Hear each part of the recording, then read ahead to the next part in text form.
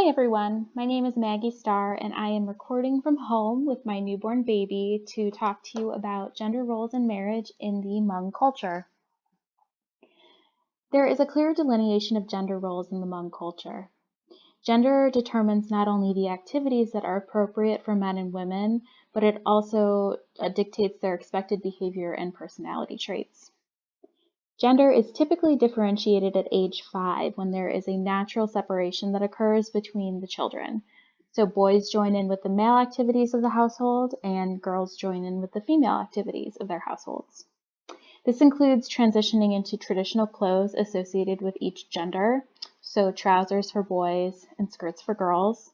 Some examples of women's duties in the household include cooking and sewing, whereas men's duties would include hunting and working in the fields.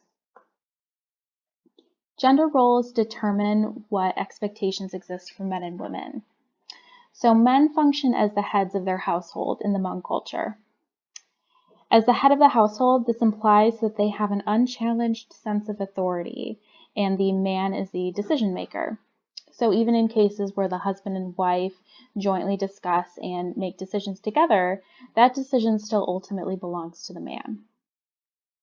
Men also have a responsibility to uphold their lineage and their clan. This applies to both the obligations that they have to their clan as well as the reputation that they must maintain. Because this is a patrilineal culture, a man's responsibility extends to both his family and his kinsmen. Qualities that are expected of men in the Hmong culture include that they are hardworking, authoritative, and responsible. So in shouldering the responsibility for their family, they also must maintain an image of authority. When looking at the expectations of women in the Hmong culture, women are responsible for maintaining the household. So household duties include performing daily chores, being responsible for the child care, and cooking for the entire household.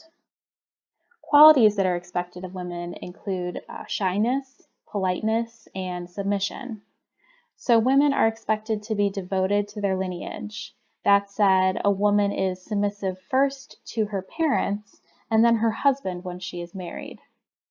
An important personality trait expected of women is that they comply with these duties and behaviors without complaint. The Hmong practice exogamous marriage, meaning that they marry outside of their clan.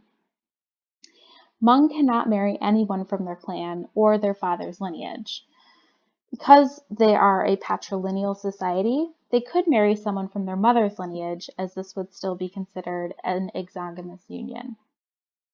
The patrilineal nature of the Hmong clans means that a woman marries into her husband's household. So once a woman marries her husband, she officially leaves her previous clan and will now identify with her husband's household. This involves not only a new obedience to her husband, but also an assimilation to the rules and expectations of her in-laws. Early marriage is also a common expectation in the Hmong culture, but the term early marriage actually applies more to women than it does men. On average, Hmong men marry between the ages of 18 and 30, whereas the average woman marries between the ages of 14 and 18. Teenage marriage is a Hmong custom associated with the value that the society places on a virtuous bride. So the younger the girl is married, the more likely it is that she is a virgin. Bride price is negotiated to make the marriage contract official. So bride price serves many purposes. It formalizes the marriage agreement. It compensates the woman's family for the loss of her labor in their household. And it also symbolically represents the respect that the husband will have for his wife. Some people take a more critical view of bride price and see that it symbolizes the husband's ownership over his wife, ensuring his right to her labor, sexuality, and reproduction. It's also important to take a look at some of the Western influences on the Hmong gender roles in marriage due to their immigration to the United States. Early marriages still exist among Hmong Americans. Early marriage of the Hmong teenagers in the United States occurs for many reasons. This is due to a persisting cultural value, so on marriage, on forging connections between clans, and on upholding traditional values.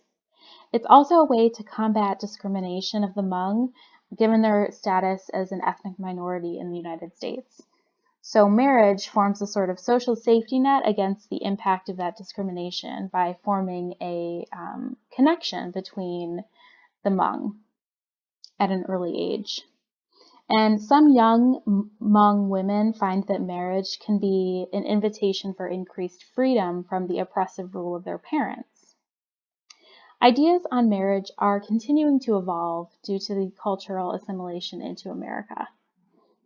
Ideas on marriage are evolving, and many young Hmong women are asserting more autonomy by stating their preference for marriages out of love and not other arrangements. Women are also pursuing education, with or without early marriage. So there is one study that found that less Hmong American teenagers married in high school than was expected based on the traditional practices that we see in the Hmong culture. And in this case, Hmong seem to have adapted their traditional practice of early marriage to succeed in the United States society, where female students are supported in their practice of marrying young, having children, yet still completing their education.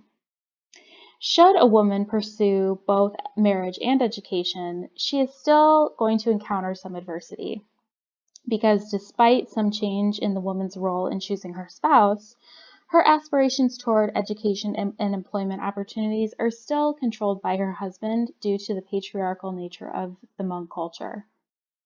In this graphic that I placed on the slide, Hmong Women Achieving Together, this is an example of an initiative in St. Paul, Minnesota, where there is a large population of Hmong immigrants, to raise the value of Hmong women and cultivate them as leaders in their community. And here are my references. Thank you so much.